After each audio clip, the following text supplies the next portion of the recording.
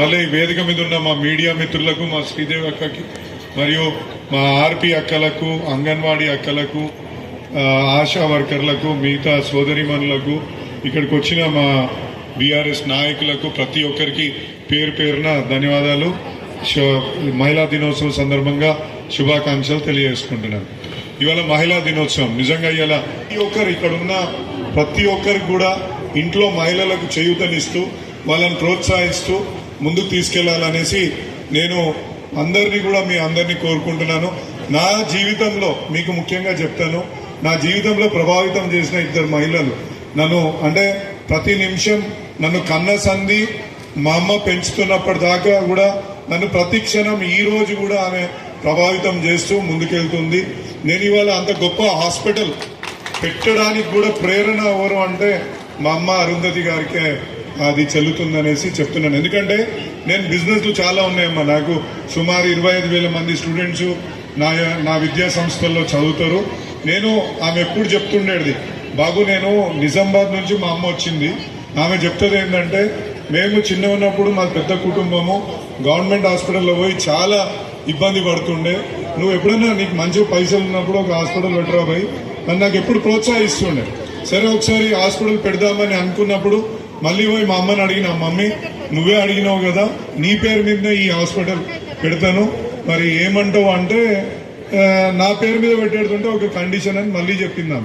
ఏందా కండిషన్ అంటే, నువ్వు అక్కడ బిల్డింగ్ సెక్షన్ అంటే ₹1 కూడా అక్కడ నువ్వు తీసుకోనంటేనే నా పేరు పెట్టుకో, లేకపోతే నువ్వు ఏదైనా పేరు పెట్టుకో అని చెప్పిందాము. సో అట్లా మనం అన్ని రోజులు దాన్ని సంలాయించాలా, ఫ్రీగా నడపాలంటే తక్కువ పైసలు అవుతాయంటే నువ్వు వేరే పేరు పెట్టుకోరా పోయి, నా పేరు అయితే పెట్టకు బిడ్డ. నువ్వు పెట్టాలనుకోండి నా పేరు పెడితే మాత్రం ఖచ్చితంగా నువ్వు ఫ్రీగానే పెడతా అంటే పెట్టు అంటే, సరే ఒక ధైర్యం చేసి ఇవాళ పెట్టినామ్మా.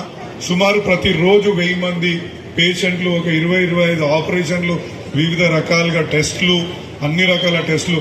అంటే నేను చెప్పేది ఏంటంటే, ఒక మహిళ స్ఫూర్తి నింపి ఒక కొడుకుని ముందుకు పంపిస్తే ఏం చేయొచ్చు అనేది అక్కడ ఉదాహరణ మా అమ్మగారే అని మీ ముందు, అంటే నాకు చాలా గర్వంగా ఉంటుంది. ఇప్పుడు హాస్పిటల్కి వెళ్ళినప్పుడు అందరు, అమ్మ అయ్యా మీ హాస్పిటల్లో మంచిగా ట్రీట్మెంట్ జరిగింది అని చెప్పుకుంటున్నప్పుడు అమ్మనే గుర్తొస్తుంటుంది. అరే ఇంత గొప్పగా నాకు చెప్పి ఒక సమాజంలో నాకు ఇంత పేరు రావడానికి కారణమైన అమ్మకు ఎప్పుడు కృతజ్ఞతగా ఉంటాను. అది కూడా మహిళా దినోత్సవం సందర్భంగా ఆమెను గుర్తు చేసుకుంటున్నందుకు నిజంగా నాకు చాలా సంతోషంగా ఉందమ్మా. ఉమెన్ ఇంకా కూడా ఒక మ్యాన్ ఉంటాడని నేను నిరూపిస్తున్నాను.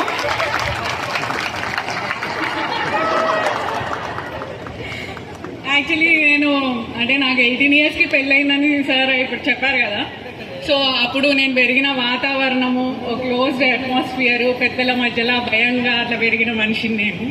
కానీ నువ్వు అన్నీ చేయగలుగుతావు, నువ్వు అన్నీ నీలో ఉంది టాలెంట్ అని బయటకు తెచ్చి, లైక్ ఇప్పుడు నేను కాలేజ్ రన్ చేస్తున్నా, ఇలా మీ ముందు మైక్ పట్టుకొని నిలబడుతున్నా అంటే అన్ని credit goes to Rajasekhara Reddy గారే. సో మీరందరు అదృష్టం అని నేను అనుకుంటున్నా. మీ అందరు అదృష్టం ఇలాంటి ఎమ్మెల్యే గారు దొరకడం మీకు. ఇంకా మీ అందరినీ కూడా నేను లీడర్లుగా లెక్క చూస్తాను ఇంకా ఫ్యూచర్లో కూడా అని అనుకుంటున్నాను. అండ్